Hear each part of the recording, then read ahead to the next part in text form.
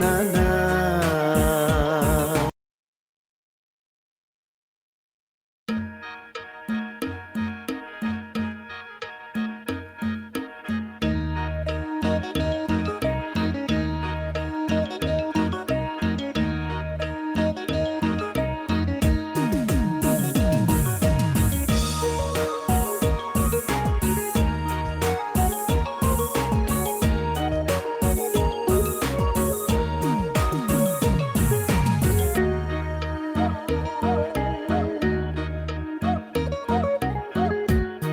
Nhớ gió mà mẹ lại mùa nô nó cái yo mù đã chi qua cả đó cũ mù qua chi mà lý cho có mù ta la mà lý cho có mù nó phải na na na na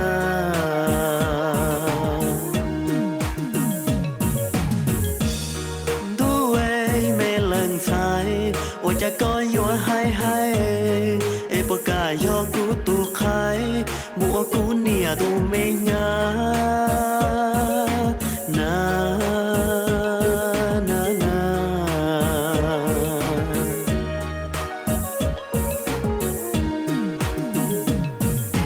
oh mê lên sai tu neng si lu chả yuan si lu ta màu na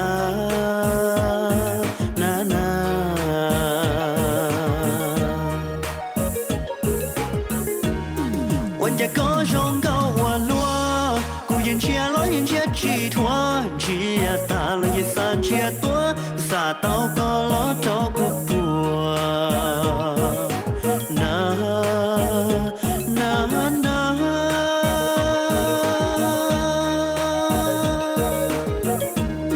bỏ căn đó cũng mua hoa gì e mà li hay lu loan gì e chưa cũ tôi cả sa mi tê mà li mua tao ít cho kê na na na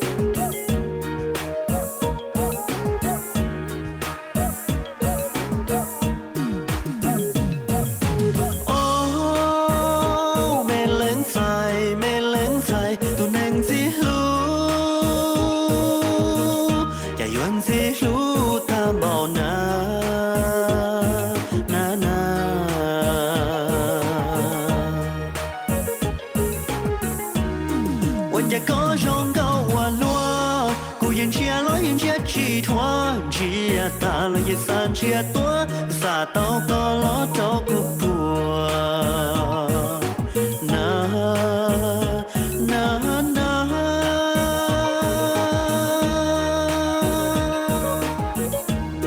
bỏ căn đó cũng mua hoa gì e mà li hay lu loan gì e chưa cũ tôi cả sa mi tê mà li mua tao ít cho kê na na na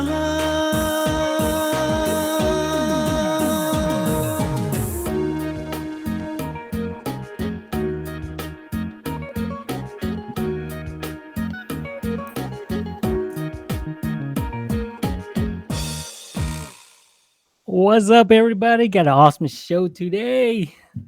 So let me kind of remove that video. And what's going on, everybody? Let me know where you guys are at. Man, you got a huge audience today, man. We got a huge, I guess, Hmong entrepreneur on the show. Man, much respect to this guy here.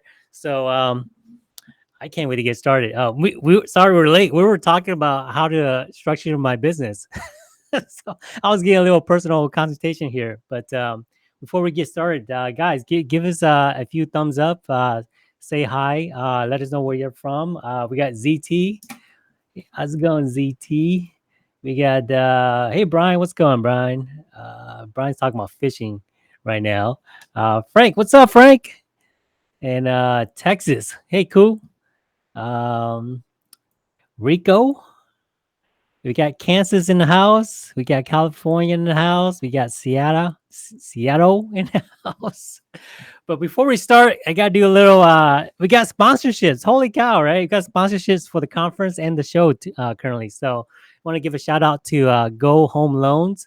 Um, we got Linda Cha with Go Home Loans. She's going to be part of our conference here. So she's representing and as one of our sponsorship. So I appreciate you guys.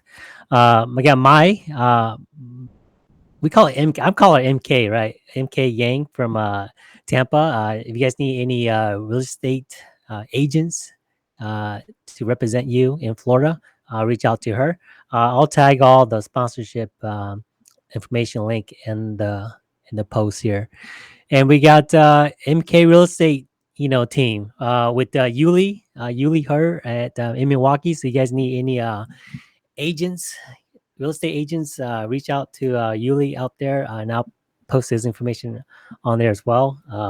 Great group of people. I work with Yuli, and I work with MK and Linda. Linda came to our Minnesota um, conference up there as well when we did it last month. So she was really good. So she's actually sponsoring this event. So just a few hello. Wisconsin in the house. North Minneapolis, South Carolina. South Carolina. We got a hello here. We got Jerry, Minnesota. Sai says he's in Cuba. All right. And then we got another Minnesota. So yeah, let's get this started, right? Show 73. We're gonna talk about, how to become a real estate developer with Kou Vang here. So out of Minnesota. So let me bring him on the show. And 3, 2, 1. Hey, Kou. Good evening. Hey, how you doing? So to clarify, J means Kou means 整蛊不要. No, Jay is actually James. James. Oh, okay. I'm so sorry. So good, the boa Hmong đến so it's like James Right. Kou Vang, right? Right. So that's cool. Okay, so how would you like people to call you? So we're gonna get to know you really, really intimate. The next few months here. So I go by Kou. So Cool. Huh? Okay, so we'll go cool. Yeah. Oh man. All right. So let me just finish a few hellos here. Let's see here. Two says hi, and then Oklahoma, and then William. So thanks for coming on the show. And man, so before we start, you're out of Minnesota, right? I am. So Grew up in Wisconsin, though. Grew up in Wisconsin. Okay, cool. So Yes. those of you guys in Wisconsin, Wisconsin or Minnesota, give us a few thumbs up, just to pay a little respect to this guy here. Green and gold every Sunday in the fall, guys. Green and gold. I suffered through the Lynn Dickey and Randy Wright era. So if you guys have been around at that time. Gotcha. I don't know anything about football. I know that I'm a Chicago fan. That's all I know because I was born in Chicago. So the only time I watch football is when Chicago and Green Bay go at it together, and that's it. So, yeah. So welcome to the show. I mean, you're a big hit. If you guys see, his signs, it's what JB Vang all Yes. over, Minnesota. I see that because I remember when I went up there, I see that everywhere. So that's pretty cool. But we're gonna get to know you a little bit today. Just how how to become a real estate developer here. And then we're going to talk a little about, how you got started. And then we'll talk a little about, how the industry pays. And then a little bit about what you're going to be teaching at the conference. So, so let's get started. How did you get started into like real estate developing? So, I got into real estate kind of by mistake. I moved up here from Madison, and I moved up here to be the director of finance and administration for Hmong American Partnership at that time. And we were looking to lease some space for HAP. And the agent that we were working with was Judy Mueller from JB Realty. And after we did that transaction, she said, "Hey, you seem to know what you're doing. How about I pay you to go get your real estate license, and you can park it at my office. And if you send me anybody, I'll give you a 20% cut." Right. So I thought, great, I'm not going to do anything, so let's do that. And so I did that, and then kind of went around, started a bunch of other business, and I went back to Western Bank. And when Judy was getting a little bit older, she wanted to retire. Judy came to me and said, "Hey, I'd like you to come over and join JB Realty." And I don't, just like everybody else, I don't like, at that time, today is different, but at that time, I didn't like the reputation that real estate agent had at that time, or insurance agents or stuff of that nature. And so I didn't really want to do any of that retail stuff. And so I told Judy that the only way I would get into this is if I got into it through the real estate the development side, because I felt that with my finance background and stuff of that nature, that was kind of what I was more interested in. And so she committed to that, and I started with her in 2002. By the end of 2002, I bought majority ownership in the company. And when I started with her in 2002, there was 3 of us in the basement. The only computer we had in the office was an old 1989 Apple Macintosh with the floppy disk. Yeah. And the fax machine still had the curly fax paper, right? Oh yeah, I remember those.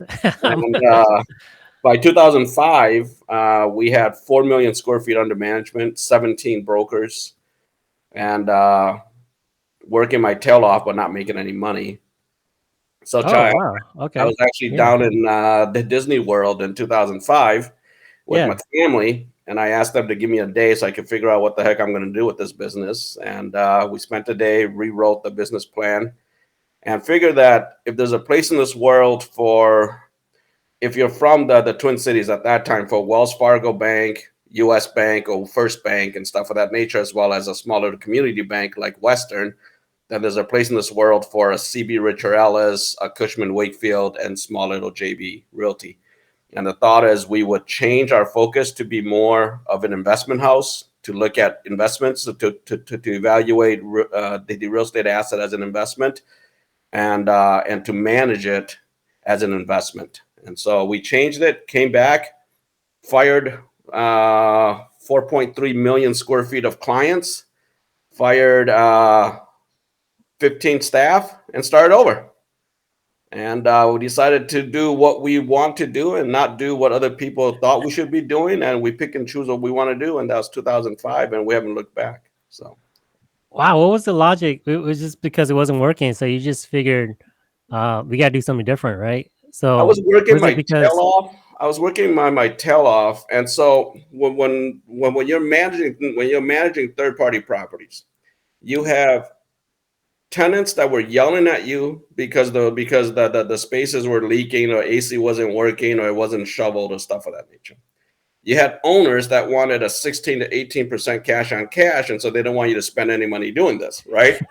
And so you were stuck in the middle, being the a-hole to the tenant and being the dog to the owner, because they were basically whipping you all the time. And I just got fed up with it. I go, there's got to be a better way to make a living than be the agent of a slumlord. And so we started over. And so we looked at real estate more as an investment, as an investment that has to be actively managed, and not just as a passive investment. So, yeah, explain that. Like, I kind of know what you're talking about, like, actively and passively. Like, you're proactive, like trying to fix stuff, or you're just. yep. That's because I got property managers myself too. How do you want that? Because it is proactive. They're spending your money to fix stuff. If that's what you're saying. Yep. All of our properties are proactively managed. We spend money to prevent big things from basically going bad. And so all of our properties are fixed every single week, every single month. If we don't skimp out on periodic maintenance, we don't skimp out on changing out filters, changing out lubes and lubing stuff, changing out motors, changing out belts. We don't skimp out on that. If we see a leak, we go ahead and change it right away. If we see a drip, we go ahead and change it right away. If we see a scratch in the wall, we go and repaint periodically, right? We do that because if you don't do it, it festers, and once it festers, now keep in mind, guys, my buildings are 20, 30,000 square feet. I have 40-ton, RTUs. 40-ton RTU goes out, I'm talking about $400,000, right? I mean, and so it's to my benefit to be spending $900 every month. Oh, it's preventing. Than it is 400,000 if it isn't fixed. So. Gotcha. Yeah. Gotcha. Man, we're kind of going off a tangent here, but I wanted to clue in here that, you're an entrepreneur. You do this as a real estate development. You do, you own a bank, guys, he owns a bank and he owns like, the funeral houses and stuff like that. I just want to cue in to see, what pays more out of all that business that you do. It depends on what you mean pay more, right? Everything has a different revenue stream, okay? From a cash flow perspective, the funeral home is an incredibly nice cash flow. You're getting that cash every week, right? It's coming in every single week, okay? Yeah. And that cash is great because you're able to use that to operate the other businesses and stuff of that nature. Real estate is not a play where you get a lot of residual cash. Okay, for us, because we are proactive and we have tenants that move in for 2-3 years and they leave, and then we have to basically rip out everything and then we have to rebuild everything. We're saving that cash for the TI improvements, but we're also saving that cash for the actual debt, reduction. And so for us, the gain comes from appreciation and from debt reduction. Okay, cash on cash for us is nominal, right? It's just isn't there. And so if you're in commercial real estate for cash on cash value and to generate monthly cash flow, you're in the wrong business. Okay, you're in real estate. Don't say that. You're in. So, I mean, here. Yeah. I mean, all of you guys that are on here, you guys own properties. Okay. Okay. And let's say that you're renting a 3-bedroom for $1,800 a month, and you're collecting rent for 6 months, and you get $8,000, $9,000, $10,000. You're paying the mortgage on this, so you're left with maybe $3,000-$4,000 at the end of 4 months, right? Okay. All of a sudden, the furnace goes out. That's $900. All of a sudden, the hot water heater goes out. That's another $1,200. All of a sudden, the roof is this. At the end of the year, you're lucky if you're walking away with $3,000 to $4,000. Okay. Well, yeah. Can't live on $3,000 to $4,000 a year. It doesn't work that way. Okay. Right. So what you are really looking at is depreciation, debt reduction, appreciation. That's where the big gain is coming from. Cash flow is just that. It's cash flow. It's there to basically make sure that you have enough money to keep these property going. Now, you can skimp on all of these things and keep all the cash. But then when you sell it, the appreciation isn't going to be there. Yeah. You can refinance and take out all of the equity and leverage this thing, but the appreciation isn't going to be there, and the debt reduction isn't going to be. So it's whatever you want, right? And so it depends on what you do. So the funeral home is great cash flow for us. All of our commercial properties are good asset for us in terms of holding value. And then, so to clarify, like, okay, so if I'm getting to real estate, don't look at the cash on cash. Look at the depreciation, the I guess write-offs, and the depreciation, which is the non-cash expense. Yeah. Okay. You look at the appreciation of the asset value, and you look at the debt reduction. Okay. And the debt reduction, guys, if you guys don't know, it's just the tenant's paying it off. Yep. For you down the road. Yeah. Yep. Because if you take all 4 of these plus the cash flow now, if you take all 4 of these and if you track them from the time you own it to the time that you buy it, and you take all of them and you calculate back to the amount of money in which you invested into this thing originally, and how much you invest every year moving forward until you sell it, I guarantee you cash flow will have the least amount of return for you. So you consider that as a bonus. That's pretty much But what it is you're right. I mean, I guess what you're saying is I look at all my properties, my appreciation is crazy right now. Right. So that's what you're looking Yeah. at. That's would you jump in a deal if it has no cash, or I guess no cash flow or cash on cash, just to capture that depreciation and the appreciation and It depends on where I am in my life cycle. Okay. And the reason I say this is this. Okay. When I was young and I was hungry to do deals, I do deals where I don't take cash flow.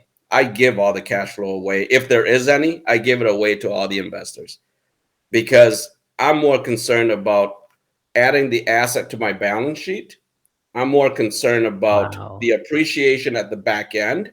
Okay. And I'm more concerned about debt reduction at the back end. I'm building wealth through asset appreciation and debt reduction. I'm not building wealth through cash flow.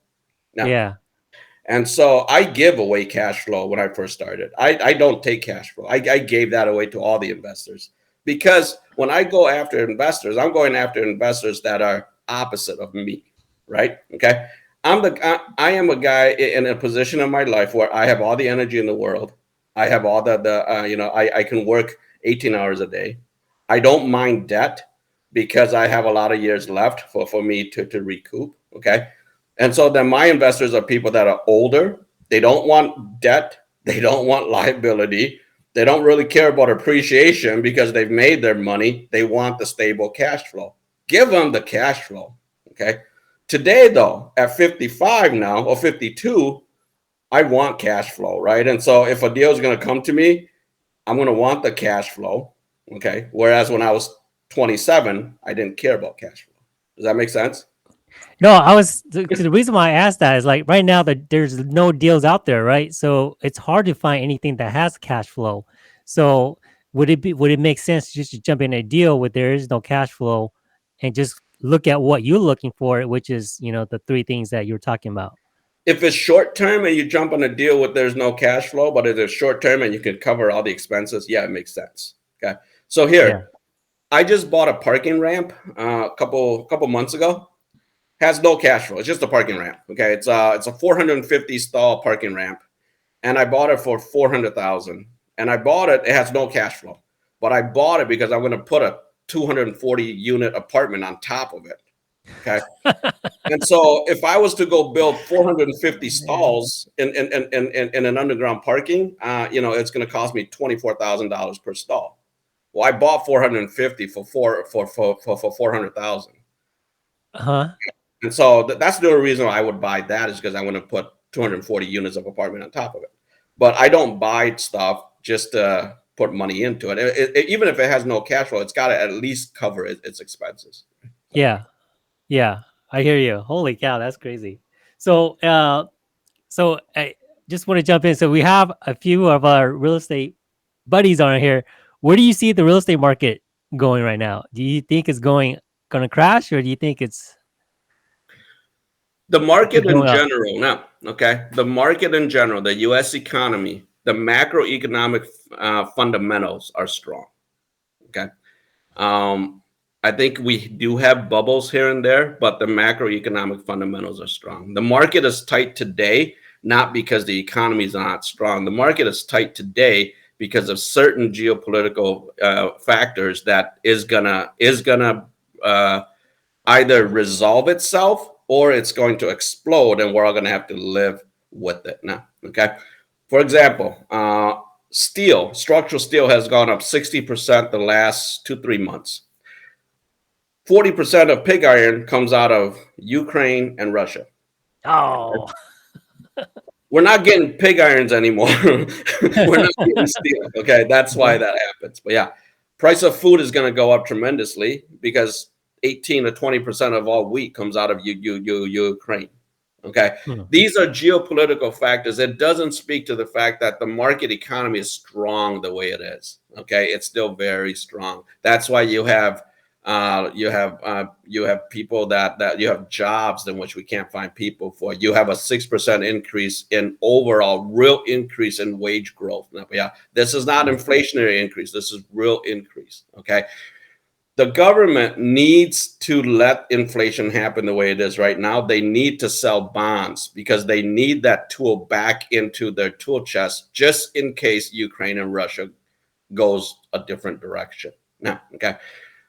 During the last downturn, during the Great Recession, the Treasury spent a lot of its tools buying bonds and stuff of that nature, and putting pressure on the interest rate to basically bring it down. Okay. I think that the housing market is going to correct itself. I think that the commercial market is going to hold strong. I think it's going to hold strong for the foreseeable future. I think that the affordable housing market is probably going to hold strong because it's all tied to income.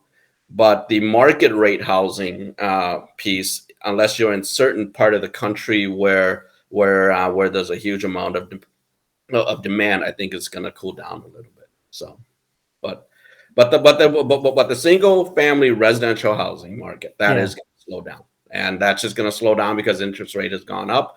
People can't afford that as many houses as much houses as they used to. But I think it's good. Okay, I think that inflation needs to be between 3 to 4% a year. Okay, well, I guess what that means is if you're a landlord, that's a good thing. Yep. Right. If you're an investor, that's a good thing. I guess, that's what I'm trying to point out. Yep.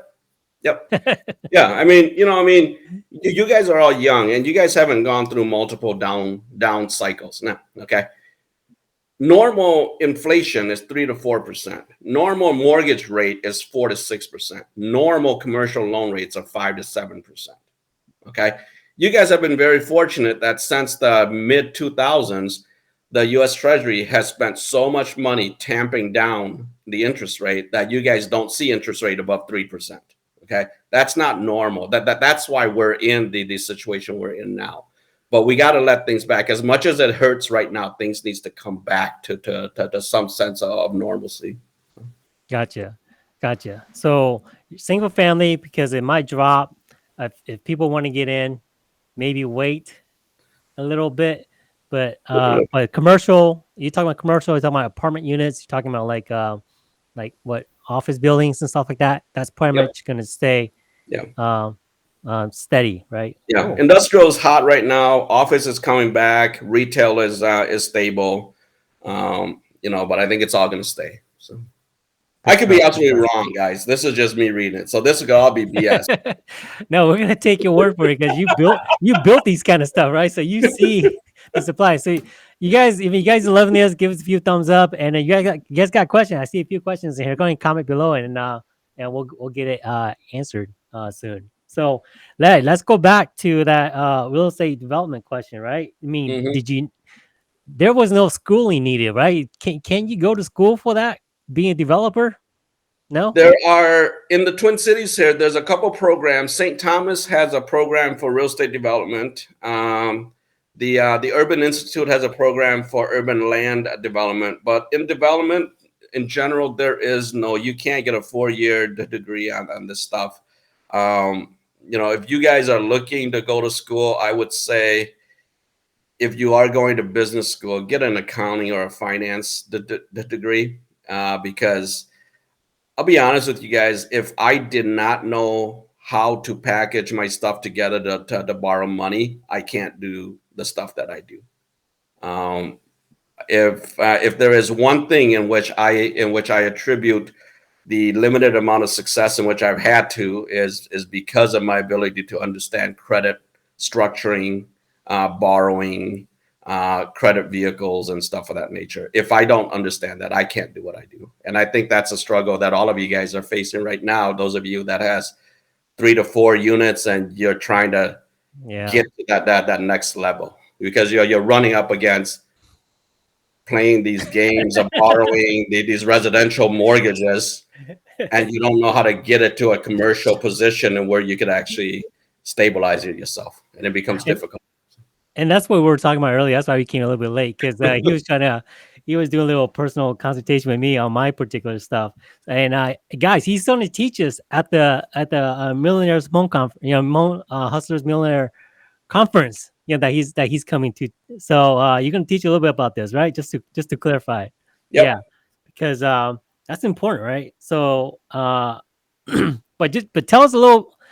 Can you tell us a little nugget like what's important? I mean, we talk a little about like put your business into make it as a business, right? We talked a little bit earlier about that.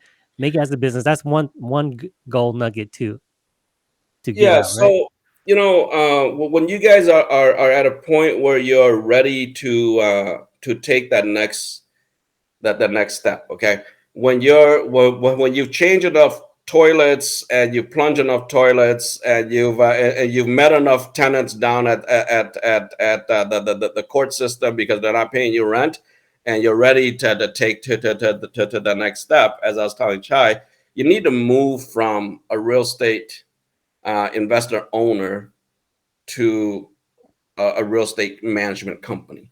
Okay, you have to make that move, because as I was telling Chai, banks lend to businesses.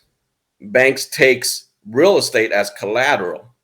We take the real estate so that if nothing happens, or if the worst thing in the world happens, we can get our money back. We don't lend based on collateral. If you don't have a good idea, or if you don't have a good business or a good business plan, we don't want to lend you money, because then you're just going to spend all that money. It's going to take me 8 months to foreclose on you, get the bill to get the house back. By that time, it's probably worth 20 cents on the dollar. I don't want that, right? I take it to basically keep your feet on the fire, so that you can actually go and implement your ideas or your business concept. Okay. We lend to businesses. We hold collateral to make sure that you do what you do. And that was amazing. That's what we were talking about earlier. That was great. So yeah, I'm probably gonna need to structure it somehow down the road. Chugos, what degree did you get? Chu, I have a bachelor's in accounting, finance, and econ. I have three degrees. I hold a Series 7 license. I hold a Series 63. I have a real estate license. I have life insurance license. Uh, so I don't know. Does that qualify me? which which one's more worthy enough? My Cool. accounting degree is what I consider I use the most. Gotcha. Okay, so yeah, you guys looking to do what he does. That county is where it's at. All right, so let's go back to the real estate development portion of it. Like, all right, so how do you make money in it, right? Sure. So when you guys buy properties, you're buying it for the cash flow. Obviously, you're buying it for appreciation. You're buying it for debt reduction and stuff of that nature. So you have 3 or 4 revenue streams. When we develop real estate, we probably have 4 or 5 streams on top of the 3 or 4 in which you guys have now. Okay. Oh wow, yeah, And yeah. so we have a brokerage fee because we're finding properties for ourselves, and so we get a brokerage fee. That's why I have my real estate license. Okay, we have placements fees because we're putting the financing together. We have placement fees for investors because we're putting the investment together. We have developers fee because we're managing the development. We have construction management fees because we're managing the construction of it. And then after that gets all done, we have property management fee, we have facilities management fee, and we have asset management fees. Okay. And then once we sell it, we have the disposition fees afterward. So we have multiple fee structures. When you guys are buying it, you have 3 or 4. When we're developing it, we have 6 to 10 added to your 3 or 4. so so if you're just developing it, you got these. You got 1, 2, 3, 4, 5, 6. I mean, I counted 7 already. Yeah. So are these one-time fees or are they like All of residual? the Or like, fees are one-time fees, but the asset management, the facilities management, and the property managements, those are all monthly fees, and those go actually in perpetuity until you actually dispose of the assets. wow, that's great. On top of your, if you own, I guess if you own the property, you got additional streams of income coming in as well. Yep. Yep. And then you got your cash flow as we're talking about, and your non-cash expense, and your appreciation and stuff like that at the back end. So Wow, is there? I mean, I don't know this industry. Is there how big is this industry, like competition wise? Like just say in your market. In our market, we are, for those of you that fish, we're probably a minnow compared to everybody else. Oh, what does that mean? Like, We're an incredibly small fish in this pond, right? yeah. Up here in this area, Ryan Company is big, Opus, Schaefer Richardson, Wellington. These are all very, very big, the developers. But in what we do, Chai, we have two segments of this market. So we have what we call development, which is what we do for our own portfolio, right? And so it's stuff in which I own personally, or I have an ownership stake in with a couple of investors. That's a development. Now, what we also do is what we call development management, or some people call it merchant, development, where we develop for a fee for any third-party owners or investors. So, for example, we have we in all of the charter schools in which we do, the school comes to us and say, hey, we think that we're ready for a building. Yeah. Then it's our job to do the feasibility assessment, to do site search and site selections, to go through design, entitlement, construction, financing, and then turnover. Once we turn it over to them, then they turn it right back to us for asset management and facility. Right? yeah, that's crazy. But I guess what I'm saying is, even if you're a minnow, there's still enough projects to go around to Absolutely. feed everybody, because Absolutely. you're still building, Yep. even at this Yep. pandemic Yeah. situation that's going on. Yeah. So I mean, and so for example, right? I mean, our average project is probably between 17 to 30 million. Okay. If you guys are driving around and wherever you guys are at, those strip centers or those malls where you have a Cup Food or a Target or a Home Depot or stuff of that nature, those are 150 to $200 million developments, right? Okay. We are nowhere near that. Okay. So ours is the small little, 60,000 square foot office building, or the 30,000 square foot retail, or the 100,000 square foot industrial buildings or stuff of that nature. We're basically one-off, right? We don't do the total site, the development like the guys who are doing Targets and Home Depots and stuff like that. So. Yeah, exactly. I mean, still, there's still enough, I guess, money to go around building that kind of stuff, I guess. So there's so much money. You're not starving. There's so much. Yep. Oh, okay, cool. Okay, so for instance, like a project, like, let's just say it was $10 million project. How much can you make out of that just by being a developer? Like our developer fee on the development management work, on the third party stuff, we charge anywhere from 4 to 6% of the total project cost. Oh, okay. So when and then if we're helping them find properties, we get the commission on the property in which we help them find also. And then we come back and we do the asset management and the facility management at the back end. So that's a typical third party now. An in-house project, our advisory fee is probably anywhere from 3 to 4% of the purchase price. Our placement fee for the debt is 1.5% of the debt amount. Our investment placement fee is 2 to 3% of the investment amount. Our development fee is anywhere. What does that mean? What does that mean? Like in-house? What is that? It's like mine. Like I'm building that for myself, or what is that? Yeah. So, for example, let's say we are doing a $10 million project and we need to go raise $3 million, right? Okay. Yeah. So I put in and let's say I put in $1 million. I go raise the other $2 million. Well, if I raise the other $2 million from you and the other 8 guys in this room, I'm going to want a 1.5% to 2% fee of that $2 million. Okay. All right. Right. Okay.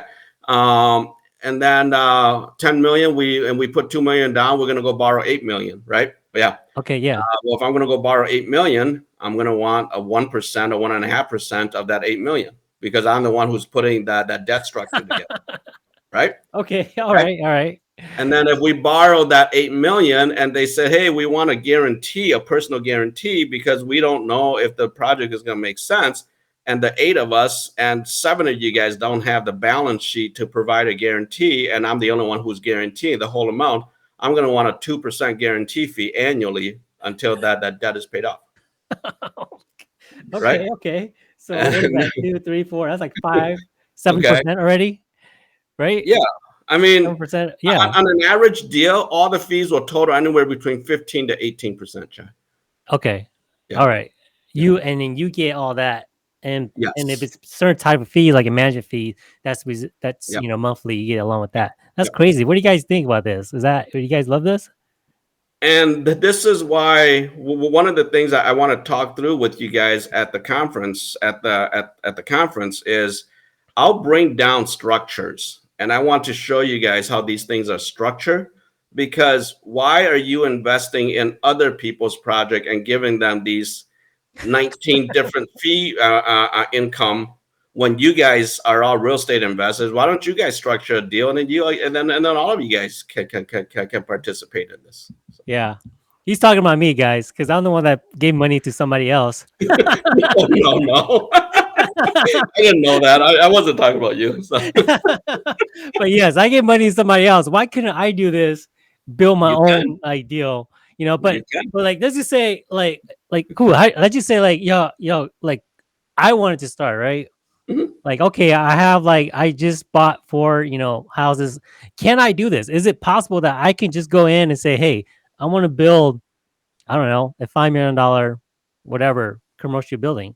Is that possible? Is there, what is the restriction? Is it just the knowledge? Is it just, do I need to have some sort of asset behind me saying that I have, I guess. Well, yeah. Well, why don't we talk through that? So let's say you want to go and do a $5 million project. 20% down is $1 million, right? So you say, hey, I have the $1 million already. I need to go borrow the other 4 million. So you come to a bank and say, hey, I'm doing this retail project, and I need $4 million.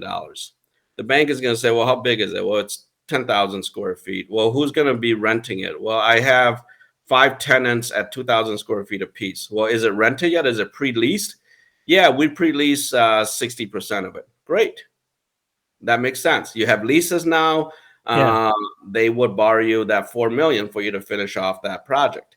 Or you can say, I don't really have any tenants, but why don't we split up this project into a core and shell, which means I'll build all of the shell, and then I won't tap into any of the tenant improvement money until I bring you leases.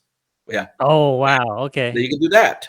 Or let's say that Subway says we want a 2,000 square foot Subway. Chai, we will sign a lease. Then you take that lease into the bank and said, I have a lease here from Subway for a 2,000 square foot retail pad for $3 million. I have a 15-year lease here. Then they'll lend you the money for that. But yeah, now that's how you have to do it now. Once you have a portfolio and a track record of being able to get this done, then you can go into a bank and say, hey, I want to build a speculative building at 10,000 square feet because I think this is a great location. I have no tenants, but I just want to build it, and they're all going to come. And if you do enough of these and the bank trusts you, the bank say, yeah, here's your $4 million, go and build it. And we'll give you 18 or 24 months for a lease up period. Yeah. Wow. Okay. Yeah. I mean, you just need to have a track record, like you're saying. Yep. But it's really feasible, right? I can just go in, lock in, if I want to lock in leases to these tenants, and I just need to present them the deal, right? Yep. And then the bank looks at it. Yep. And guys, that's what he's gonna be teaching. This is what he's gonna be teaching there. So that's I guess there's no credit involved, right? You don't need to have good credit or anything like that. You gotta have good credit. I mean, you can't go in there with a 500 credit score. I mean, no one's gonna give you anything for that. But I mean, you have to know how to handle credits. You have to have good credits, right? I mean, keep in mind, when you guys present these development, you are presenting these developments the cash flow on their own, right? Yeah. So they will look at your global cash flow to make sure that worst case scenario, you're not dipping into the cash flow of this development in the initial run until it stabilizes. but they also want to make sure that you know how to manage credits. And so, yeah, when you're a developer, you live and die by credit. Oh Okay? yeah, When you borrow as much money as I do, you live and die by credit, guys. gotcha. And if you don't take care of your credit, you have no place in this game. You just don't. I mean, when you owe people as much as I do, you live and die. But I mean, my personal financial statement, Uh-huh. I comb through that every month. I want to make sure it's reflective of everything that I do. Now, yeah, my Uh-huh. taxes are spotless. I mean, it's you live and die by credits. So Oh, gotcha. Because I was always told that when you buy commercial, it really doesn't matter. It's what the property produces that they look at, but that's not the case if you're developing, I guess. yep, yep. Yeah. Because I mean, if you don't know how to manage credit, why would anybody want to give you credit, regardless if the property is going to cash flow or not? I mean, you can have a lease to big McDonald's for 40 years, but if you don't know how to manage credits, you're going to take all of the rent payment and go to the casino Yeah. like and no one's going to get that money back. So it doesn't matter. Gotcha. So yeah, so we'll stop a little bit there. We'll probably hit questions out. You guys go and comment your questions below, and we'll answer them. But my one other question was, man, I'm curious about the bank, right? Sure. What made you buy a bank? What made you become an owner of a bank? So it goes back. It's a goal of mine that I set when I was a junior in high school. I worked as a teller at a bank in Appleton, Wisconsin, and I've always thought this was kind of a cool business. I didn't realize how hard it was, and as I started getting more and more into this, I come to realize that a bank is probably the best source of residual income of any business. Now, okay, Oh, you make okay. a loan once, and the loan is out for 7 years, and that loan keeps paying, right? Okay, it's a business that is heavily regulated, but it's the only business that I can raise money from the average Joe. Every time you guys go and put money in your savings account and your checking account, that's me, the bank owner, raising money. Okay. Whenever I say to you, I'm going Oh to pay man. you 1/4% on your 8 month on your 12-month CD, that's me saying, hey, I'm going to raise money, right? Okay. Yeah, yeah. And so then you take those deposits and you lend it out, and then and then you pay the interest to the CDs and the savings. And so it's a business that holds its value very, very well. It's a business in which you could build a book of it. It's a business that you can sell for multiples in the future, and it's one of those business where, as you guys keep saying, you make money even when you're sleeping, right? Oh. Okay. Because Yeah. interest earns every second of the day, guys. I mean, interest is earned every second of the day, and by the end of the month, you got to pay up, right? So Yeah. um, and Is that it's the is that the next level up? Is because I always think real estate investing is like the best investment vehicle, right? I guess what you're saying, getting into the banking is the next level, right? Because okay. So I'm going to say this, and do not take this the wrong way, and do not think I'm arrogant. No, okay. yeah, The bank is the next level for those that have enough assets and built enough wealth to be able to afford a bank. In banking, we can't borrow money. We have to. When I bought that bank, I paid cash for that bank. But yeah, you mm, can't borrow money. Okay, uh, because they don't want the bank to have unburdened debt. Yeah, and so it's heavily regulated, and so it's the next level of investment if you have the cash. Does that make sense? okay, Yeah. uh, yeah, kind of. I mean, it's not.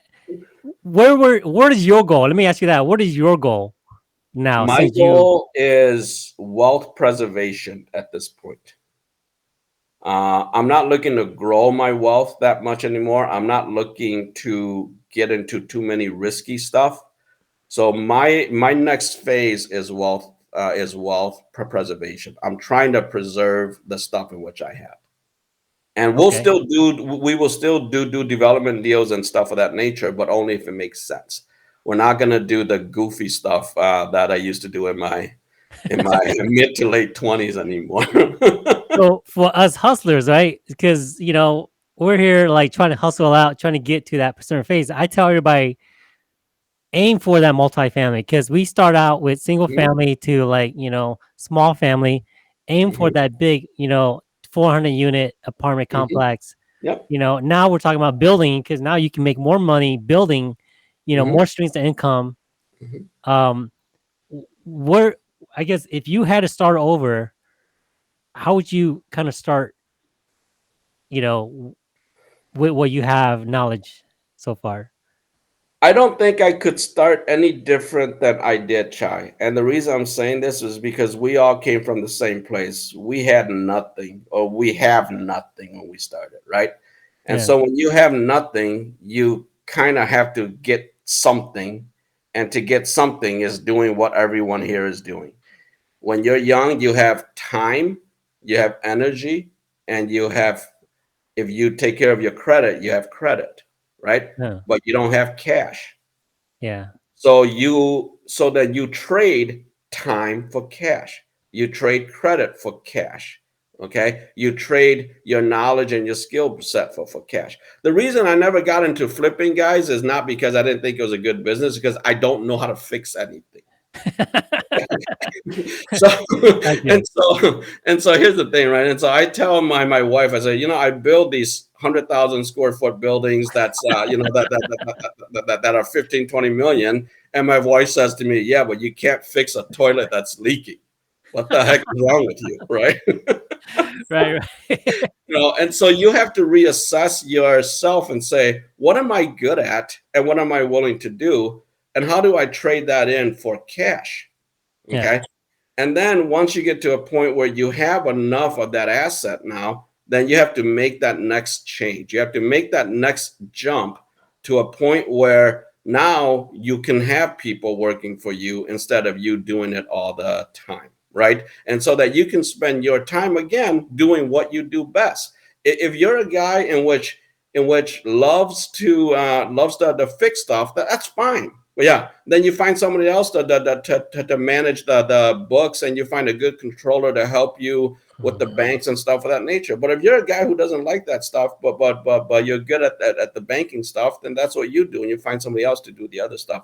But you can't be the guy that is getting the call at 3 a.m, that is showing up every Wednesday at the family court because they're not paying you. That is also now getting the calls from the bank because you haven't turned in your tax return. And just because you sent in a tax extension, it doesn't mean that you don't pay taxes, right? Okay. I know what you're talking about. I'm 2 years late on my taxes right now. But yeah. But okay, but still, I mean, I still think real estate is still the best investment vehicle. Do you agree with that? Real estate is the best wealth building vehicle that we have now. Yeah. Okay. Yeah. It's and I say that because, again, even though if you guys are just buying it, you have the ability to have break-even cash flow. You have the ability to gain the appreciation and gain the debt reduction. Okay. And if you package it correctly, you can leverage it to borrow more money to expand what you guys are doing if you like that stuff. Yeah. Okay. Yeah. It's the best wealth building vehicle we have. Okay. Yeah. That's why, here's a little fun fact for you guys. Manhattan, the island of Manhattan, land have not changed hands in over 100 years. Okay. But there's new buildings going up all the time, but these are land leases. The same 9 family has owned the islands of Manhattan for the last 100 years. Wow. Yeah. Okay. Donald Trump doesn't own the building in which he owns the improvements. Okay. He has a master lease on the land, but he doesn't own it. Okay, because Wow. that land Yeah. hasn't changed hands in over 100 years. But yeah, Uh-huh. okay, it's still the best wealth building vehicle that people like us will ever have. Yeah. Yeah. Yeah. Okay, cool. All right. So let's get into some questions here quickly, and then we'll go into what you're gonna teach at the conference, and then we'll call it a night. So get your questions in, guys. Let's see here. Okay.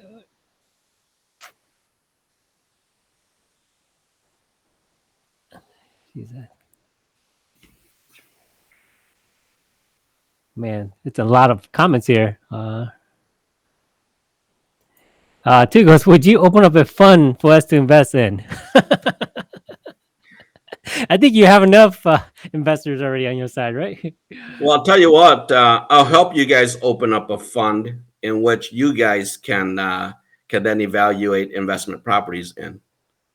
Gotcha. And fun, guys, is pretty much just all of us get together to invest in a particular deal. That's kind of what it is. Anne goes, how do you find investors, or how do you pick your investors? You pick your investors that has needs and wants that are in areas that you're willing to give. Okay, as I was saying earlier, since I didn't care about cash flow, I wanted the appreciation and the debt reduction. I chose investors that did not want to guarantee debt and that they wanted a stable and predictable cash flow. And so those are the Oh. investors in which I brought in. I did not pick investors just like me because I didn't want to give them the stuff I wanted. So and so you have to pick and so you have to pick the investors that are opposite of you. Oh, gotcha. It says, yeah, goes, I'm assuming if you're developing your own, would you save money on those fees you mentioned and not necessarily making money? I guess you would, right? Because the fees, if it's your own, those fees are going back to you anyways. Yes and no, right? Those fees are going back to you anyway. The total project cost comes down. You're not borrowing it. It cash flows anyway, so why not take your fees up front? And the projects in which we do, chances are I'm not the only investor, because they're a little bit bigger. And so we diversify quite a bit. So there is not one project that I own in which I'm the only investor. All of my projects, I have one or two other investors in which are in it with me. Oh, gotcha. His other question was, how do you get contracts to develop? Do they come to you? They come to you pretty much. But yeah. There are two types of contracts. If you're going after public land that is owned by the city or the county, they have an RFP process, a request for proposal process. So when those goes out, you have to respond to them, or you identify a site that you want, and then you go talk to the city, and then they have to issue an RFP that you have to respond to. On the stuff in which third party people come to me, I've been doing this since 2005, and so people just come, and because of the fact that I've been doing this. So guys, I just signed up $190 million hospital for the Ponca tribe in Omaha. That starts in July for the next 3 years. This was not a solicitation. This was just, I do a lot of tribal work for casinos and medical buildings. And so they just came to us on this one.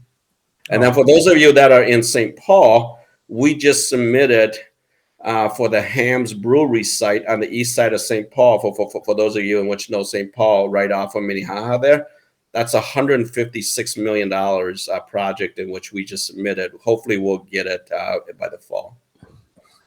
Jeez. How big is your team, by the way? Cool. There's 17 of us. That's it? Holy That's cow. You don't need a big team at all at this point. No, I did all this by myself for a long time. My team didn't grow until the last 5 or 6 years. Wow. Yeah. Shane goes, Humboldt. She drives by Humboldt on the way to work, and I see a big banner with your logo on. Is that something that you're developing over there too?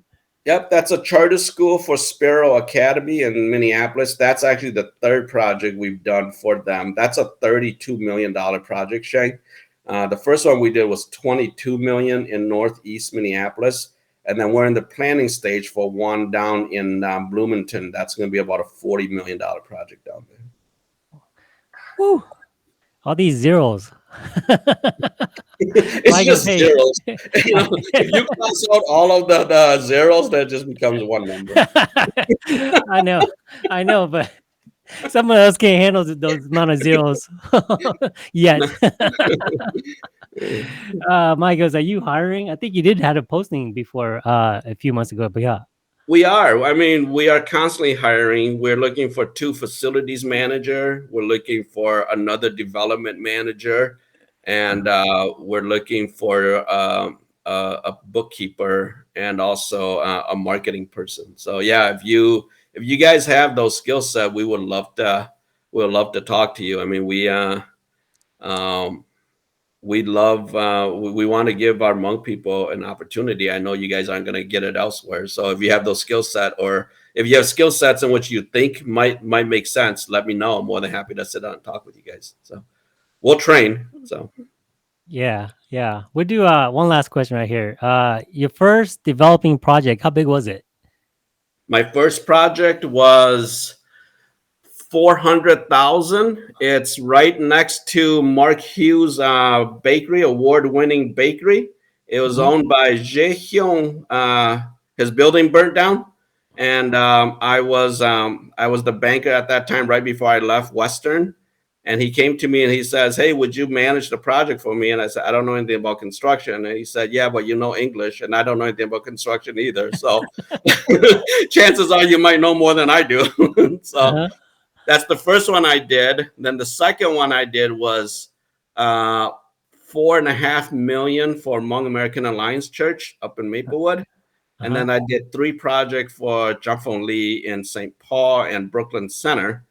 And then we went from there. So, guys, I mean, our Hmong community is incredibly supportive, and they will give you an opportunity, but don't screw them. So, Yeah. I mean, why screw your home community, right? You don't want to anyways, right?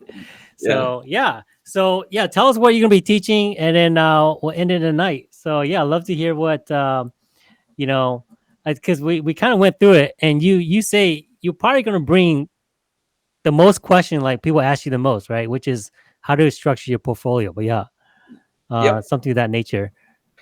Yeah, so my thought is this, and I think that you guys might all like this. And so I was thinking we're going to focus a little bit, or we're going to focus some time on getting yourself ready to borrow money. Going through PFS, going through how you handle your taxes, going through how you package your stuff together before you go to the bank, going through how you present it, going through what banks are looking for, how to prepare it, and stuff of that nature. Now that's the first piece. And then the second piece is going through a deal structure. I'll bring down worksheets. I'll bring down syndication documents. I'll bring down templates, and we'll go through how to structure a deal. What are all the fees? How do you structure it? How do you calculate? What are the industry standards that they're looking for? What are some of the rate of returns in which people are looking for when you're doing multifamily, when you're doing adaptive reuse and stuff of that nature. And then we'll go through the process, how to put the syndication together, the financing types, financing structures. If you guys want to talk about all the tax credits, we'll go through all that with you. How do you go through design, entitlement, construction management? Holy cow. Okay. Ooh, this is like that's like a $10,000 consulting fee or something that people would charge, and you're giving this away. Oh my gosh. And then the last piece is we'll just talk about the different cycles in the real estate world. I mean, I've been fortunate enough to live through 4 cycles. I have a buddy in town here. If you guys know Jim Stopelstead, who owns a firm in town here. He's been through 8 cycles. This is his last one. He's not going to do this anymore. He's gone through 8 cycles. He preps for the down cycles to buy and then sells on the up cycles. And we'll go through the different real estate cycles, industry standards, give you guys a couple of ideas on operating buildings and looking for active investors and looking for passive investors. And hopefully that will be useful to you guys. So that is going to be more useful. That is like, that's gold nuggets right there. So guys, come, sign up. I'll put the link up. And so you guys, come register, come learn. The best thing is you're investing in yourself with knowledge. And cool. Before I let you go, we got 2 questions left, right? sure. Like, what do you think sets apart successful people from unsuccessful people? It sounds like a cliche, but a successful person in my mind is somebody that just never gives up. There is always a way to get it done. There's always one last question. Okay.